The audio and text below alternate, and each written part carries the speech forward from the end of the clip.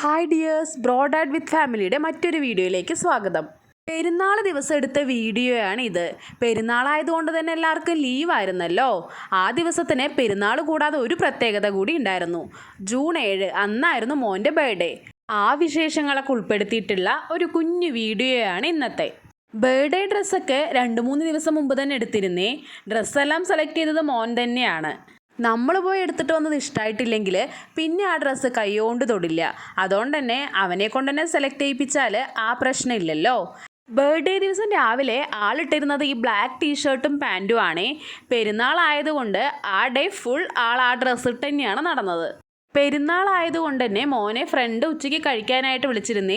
തലേ ദിവസം തന്നെ പറഞ്ഞിരുന്നത് കൊണ്ട് അന്ന് ഉച്ചക്കത്തേക്ക് നമ്മൾ സ്പെഷ്യൽ ഫുഡൊന്നും ഉണ്ടാക്കിയിരുന്നില്ല. പായസം മാത്രമാണ് ഉണ്ടാക്കിയിരുന്നത്.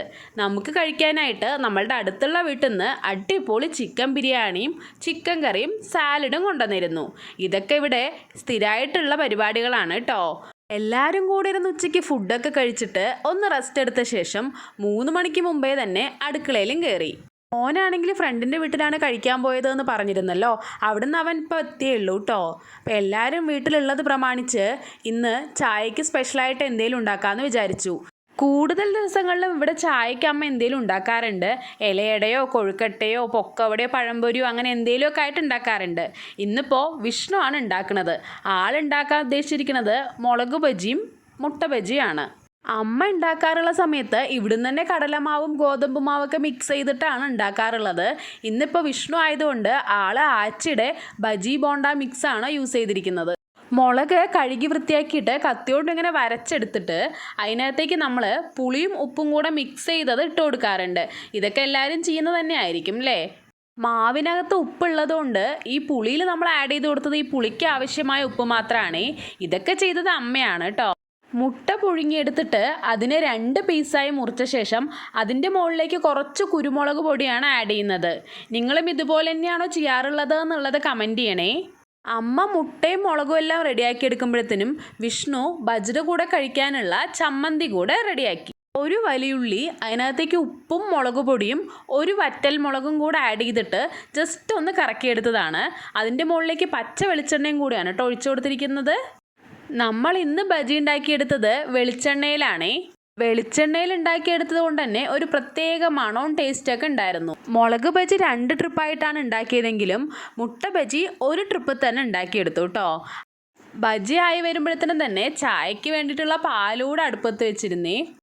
ചായ കൂടെ തിളപ്പിച്ചെടുത്തിട്ട് എല്ലാവരും കൂടി ഇരുന്ന് ബജിയും ചായയും കൂടെ കഴിച്ചു തീർത്തു. ചായ കുടിച്ചു കഴിഞ്ഞതും ഞാനും വിഷ്ണുവും കൂടെ ടൗണിലേക്ക് ഇറങ്ങി. മോന് ബർത്ത്ഡേക്കുള്ള ഗിഫ്റ്റ് വാങ്ങിക്കാനാണ് പോയത്. എന്താ വാങ്ങിച്ചതെന്ന് ഇത് കണ്ടപ്പോൾ മനസ്സിലായല്ലോ അല്ലേ. കഴിഞ്ഞ ബർത്ത്ഡേക്കും ഗിഫ്റ്റ് കൊടുത്തത് വാച്ച് തന്നെ ആയതുകൊണ്ട് മോൻ ഇതൊട്ടും എക്സ്പെക്റ്റ് ചെയ്തിരുന്നില്ല കേട്ടോ. വാച്ച് വാങ്ങിച്ചു കഴിഞ്ഞിട്ട് കേക്ക് ഓർഡർ ചെയ്തത് കൂടെ എടുക്കാനായിട്ട് കയറി. മോൻ്റെ കുറച്ച് ഫ്രണ്ട്സും നമ്മളും മാത്രമായിട്ടുള്ള ഒരു കുഞ്ഞു കേക്ക് കട്ടിംഗ് ആണ് പ്ലാൻ ചെയ്തിരുന്നത്. അതുകൊണ്ട് തന്നെ അവർക്ക് കൊടുക്കാനായിട്ട് കൂൾ ഡ്രിങ്ക്സും ചോക്ലേറ്റും ഒക്കെയാണ് എടുത്തത്. ഇവരൊക്കെയാണ് മോൻ്റെ കളിക്കൂട്ടുകാർ. ഇവരൊക്കെ നമ്മളുടെ വീടിനടുത്ത് തന്നെയുള്ള കുട്ടികളാണ് കേട്ടോ. എല്ലാവരും കൂടെ ഒരുമിച്ച് തന്നെയാണ് ഉച്ചയ്ക്ക് പെരുന്നാൾ ഫുഡ് കഴിച്ചത്. അത് കഴിഞ്ഞ് കുറച്ച് സമയമൊക്കെ കളിച്ചിട്ടാണ് ഇപ്പം ഈ കേക്ക് കട്ടിങ്. ബർത്ത്ഡേ ഗിഫ്റ്റ് നമ്മൾ വാങ്ങിച്ചിരുന്നത് വാച്ചാണല്ലോ. വാച്ചാണെന്ന് പെട്ടെന്ന് തിരിച്ചറിയാതിരിക്കാനായിട്ട് ഞാനതിൻ്റെ ബോക്സ് ഒന്ന് മാറ്റിയിട്ടാണ് ഷോപ്പിൽ നിന്ന് വാങ്ങിച്ചിരുന്നത്. കേക്ക് ഓർഡർ കൊടുത്തത് വാങ്ങിക്കാനായിട്ട് പോയപ്പോൾ അവിടുന്ന് വേറൊരു പാക്കറ്റിലാക്കിയിട്ട് അതിനെ പാക്ക് ചെയ്തെടുക്കുകയും ചെയ്തു. കഴിഞ്ഞ വർഷവും വാച്ച് തന്നെയാണ് കൊടുത്തിരുന്നത് എന്ന് പറഞ്ഞിരുന്നല്ലോ. ആൺപിള്ളേർക്ക് വേറെ എന്താ കൊടുക്കുക അല്ലേ. സ്കൂൾ തുറന്ന് 1 വീക്ക് ആവുമ്പോഴത്തേനാണല്ലോ ബർത്ത്ഡേ വരുന്നത്. അതുകൊണ്ട് തന്നെ സ്കൂൾ റിലേറ്റഡ് ആയിട്ടുള്ള സാധനങ്ങളെല്ലാം വാങ്ങിച്ചിട്ടേ ഉള്ളൂ. വെക്കേഷൻ സമയം ഇപ്പം തീർന്നല്ലേ ഉള്ളൂ.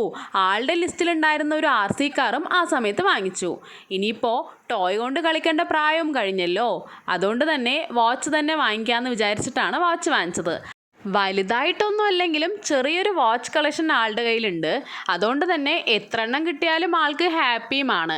നമ്മളിപ്പോൾ ഈ ഗിഫ്റ്റ് കൊടുക്കുമ്പോൾ ആളുടെ മുഖത്തുണ്ടാവുന്ന ഒരു സന്തോഷം ഉണ്ടല്ലോ, അത് കാണുമ്പോൾ തന്നെ അത് മനസ്സിലാവും. പ്രത്യേകിച്ച് ഇപ്പോൾ നിനക്കൊന്നും ആവശ്യമില്ലാത്തതുകൊണ്ട് ഇപ്രാവശ്യം ഗിഫ്റ്റ് ഒന്നും ഇല്ലെന്നാണ് ഞങ്ങൾ അവനോട് പറഞ്ഞിരുന്നത്. അതുകൊണ്ട് തന്നെ ഒട്ടും എക്സ്പെക്റ്റ് ചെയ്യാതെ തന്നെയാണ് ആൾ ഈ കേക്ക് കട്ടിങ്ങിനൊക്കെ ഇരുന്നത്. അവൻ എല്ലാവർക്കും കേക്ക് കൊടുക്കുന്ന തിരക്കായതുകൊണ്ട് വിഷ്ണു വണ്ടിയിൽ നിന്ന് ഗിഫ്റ്റ് എടുത്തിട്ട് വന്നു. ഡയറി മിൽക്ക് എന്നാലും പൊട്ടിച്ചോ. छोटी से छोटी चीजों के लिए किसी से उधार लेने की जरूरत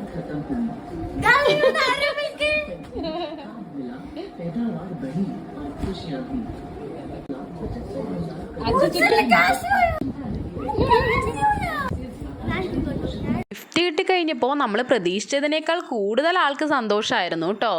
നൈറ്റ് നമ്മൾ പുറത്തുനിന്ന് ഫുഡ് കൂടെ ഓർഡർ ചെയ്ത് കഴിച്ചതോട് കൂടിയിട്ട് ഈ ദിവസം അങ്ങോട്ട് തീർന്നു.